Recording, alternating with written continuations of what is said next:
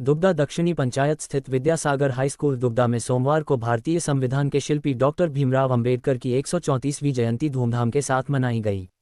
कार्यक्रम का शुभारंभ डॉक्टर भीमराव अंबेडकर के चित्र पर माल्यार्पण व पुष्पार्चन कर किया गया। विद्यालय के उप प्राचार्य नीरू चौहान ने बाबा साहेब की जीवनी पर चर्चा करते हुए कहा कि उनके जीवन सदैव यथार्थ और सादगी पर चलता रहा। समाज में फैले कुरीतियों के विरुद्ध उन्होंने संघर्ष जारी रखी। उन्होंने संविधान का निर्माण कर एक महान विचारक और कर्मयोगी थे। बाबा साहेब अपने विचार तथा कार्य से समाज के लिए एक दिशा प्रदान की। उन्होंने 1789 के फ्रांस की राज्य क्रांति से स्वतंत्रता, समता एवं बंधुता के उच्च आदर्श को भारतीय संविधान में पिरोकर आधुनिक भारत के नवनिर्माण की मजबूत आधारशिला रखी। उनसे प्रेरणा लेने की जरूरत है। साथ ही बाबा साहेब के विचार व आदर्श अनुसरण करने की बातें कहीं।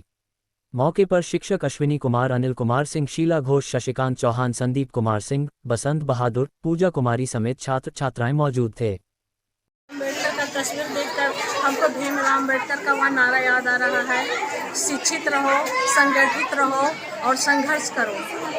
आज जब ये नारा याद आ रहा है तो आज ये नारा हमको क्यों याद आ रहा है? आज हमको स्मरण में याद आ रहा है कि आज भीमराव अम्बेडकर जी का जयंती है।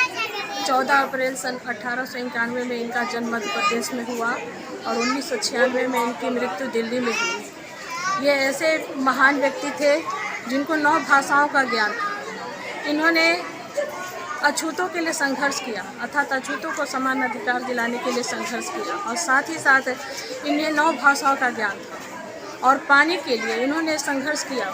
पानी के लिए जब इनको पानी पीने के लिए अधिकार नहीं था तो पानी के लिए अधिकार दिलाया गया।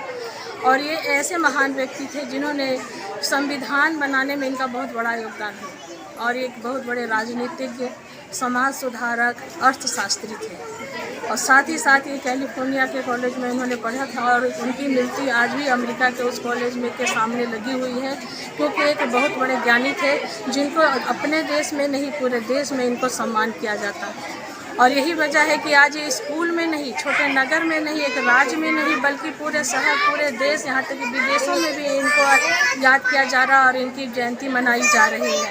और इसलिए आज हम अपने विद्यालय में सभी शिक्षक और बच्चों के साथ ये जयंती समारोह भीमराव अम्बेडकर के नाम से मना रहे हैं। और भीमराव अम्बेडकर जिनको कई नामों से जाना जाता है, जैसे भीमा, भीम, भीमराव, बाबा साहब, इस तरह से इनको कई नामों से लोग पुकारते हैं और इसको सबसे सही नाम भीमराव अम्बेडकर है। इसी के साथ मैं अपनी वाणी को विराम देती हूँ। धन्यवाद। केवल आज हमारे यहाँ ही नहीं मनाया जा रहा है बल्कि पूरे भारतवर्ष में मनाया जा रहा है।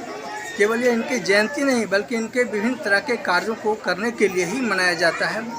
यह एक ऐसे राजनीतिक व्यक्ति थे जिन्होंने अपने माता पिता का 14वें संतान थे और वह महाराष्ट्र के महू जिले के रहने वाले थे। इन्होंने संविधान को आज हमारे देश का जो विधि व्यवस्था चल रही है इनके द्वारा बनाए हुए संविधान पर चल ही रही है। इन्हीं के साथ अपने वाणी को